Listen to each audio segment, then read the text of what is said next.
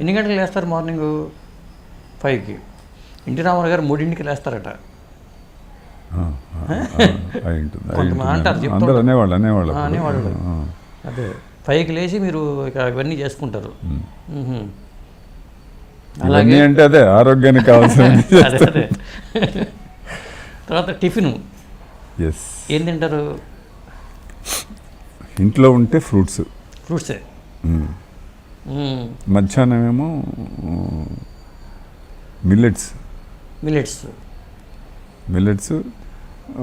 కాయగూరలు, పెరుగు ఎట్లా ఉంటుంది, ఇవన్నీ ఉంటాయి. రాత్రిపూట ఏమో పుల్కాలు లాంటివి, టిఫిన్ లాంటివి ఏదైనా అట్లా ఉంటుంది. వైట్ రైస్ దాదాపు మీరు అవాయిడ్ చేసినట్టే. వైట్ రైస్ అవాయిడ్ చేసి కొంచెం ఎన్ని సంవత్సరాలు గుర్తులేదు నాకు, అవాయిడ్ చేసుకున్నాను. ఎందుకంటే ఆ వైట్ రైస్లో ఏదైతే న్యూట్రిషన్ వాల్యూ ఉంటుందో ఆ పైన పొట్టు, అదేమో మనం పశువులకు వేస్తాం, మనం తింటాం పనికిరాంది. అవును. సో పనికిరాంది ఎందుకు మనం తినాలి? అదే అందుకని అవాయిడ్ చేసేసారండి. ఆరోగ్యానికి మంచిది ఏదో తింటే సరిపోతుంది. మరి నాన్ వెజ్ అంటే ఒక మాట నేను చదివిన తర్వాత నాకు అది వాస్తవంలా కనిపించింది. We don't have a right to kill some living being just to satisfy our taste buds. Okay. మనకు లేదు కదా శక్తి.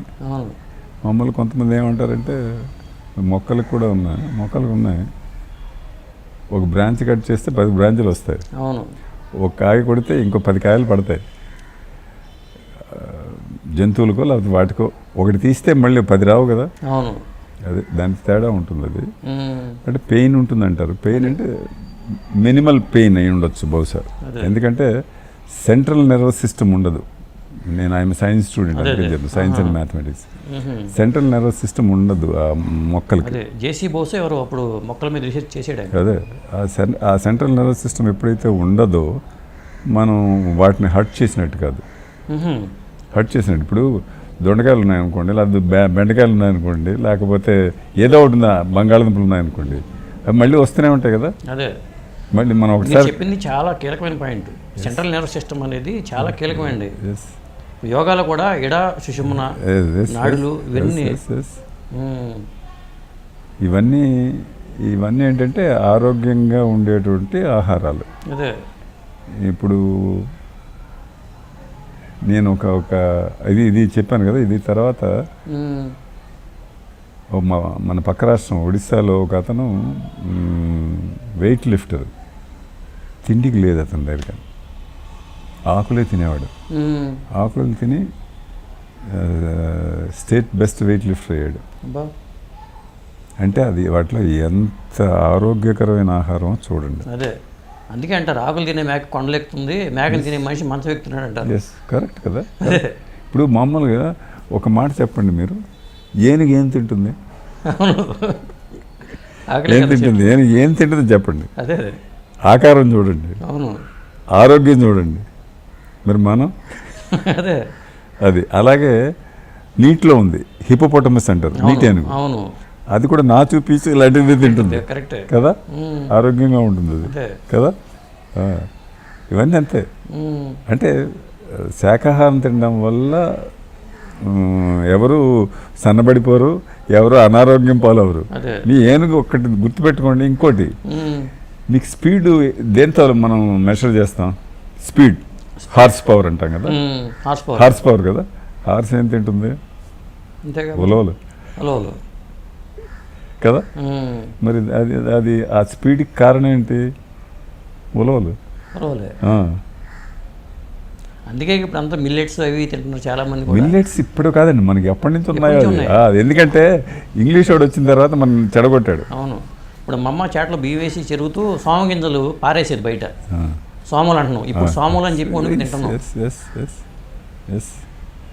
ఇవన్నీ మనకి మామూలుగా అంటే మన తెలుగు వీటిలో కూడా ఉన్నది ఎక్కడో దీని తాలూకా ఇచ్చేయడం జరుగుతుంటుంది, వీటి గురించి మాట్లాడడం జరుగుతుంది, ఈ మిల్లెట్స్ గురించి. అదే అలాగే తమిళ లిటరేచర్లో కూడా మిల్లెట్స్ గురించి రాస్తారు. ఇంకా ఇప్పుడు కన్నడంలో ఇప్పటికీ అలవాటు ఉన్నది వాళ్ళకి మిల్లెట్స్, రాగి ముద్ద. అదే అందరు రాగి ముద్దే తింటారు, మ్మ్. ఆరోగ్యంగా ఉంటారు. అదే రాజ్ కుమార్ గారు ఆరోగ్యంగా ఉన్నాడు కదా, అవును. యోగాసనాలు చేసేవాడు. అంటే ఎవరెవరి దగ్గర ఏమేమి ఉన్నాయో అవి మనం తెలుసుకోవడంలో తప్పులేదు. తప్పలేదు. పైగా సినిమాకేమో సినిమా అంతా ఒకటే, దేశం అంతా ఒకటే, సినిమాకి అందరూ దేశవాసులే సినిమాలో ఉన్నవాళ్ళు. మ్మ్. కాబట్టి సెపరేట్గా ఒక లాంగ్వేజ్ అనేది మేము ఆలోచించాం. అది నిజానికి ఆలోచించాం అట్లా. అదే సినిమా షూటింగ్లో నాన్ వెజ్ ఫుడ్ ఎక్కువ ఉంటుంది కదండి సాధారణంగా. ఇప్పుడు స్వీట్ స్టాల్ ఉంటుంది, ఆ స్వీట్ స్టాల్లో స్వీట్లు తినకుండా కూర్చునే వాళ్ళు ఉంటారు, తెలుసా మీకు? స్వీట్ స్టాల్ ఓనర్ అండి, అవును. తినడు. ఒకసారి ఇంట్లో చూస్తాడు, టేస్ట్ ఏదైనా కరెక్ట్గా ఉందా లేదు చెక్ చేసుకుంటాడు, వస్తాడు, అంత పని చేసుకుంటాడు, అది అమ్ముతాడు, అదే ఆరగించడు. అదే అంటే ఇప్పుడు కెరీర్ స్టార్టింగ్లో తినేవాళ్ళ మీరు నాన్ వెజ్? మీకు ఆ వార్త చెప్పేశాను కదా, అది కారణం. ఆ కారణమే. ఆ కారణం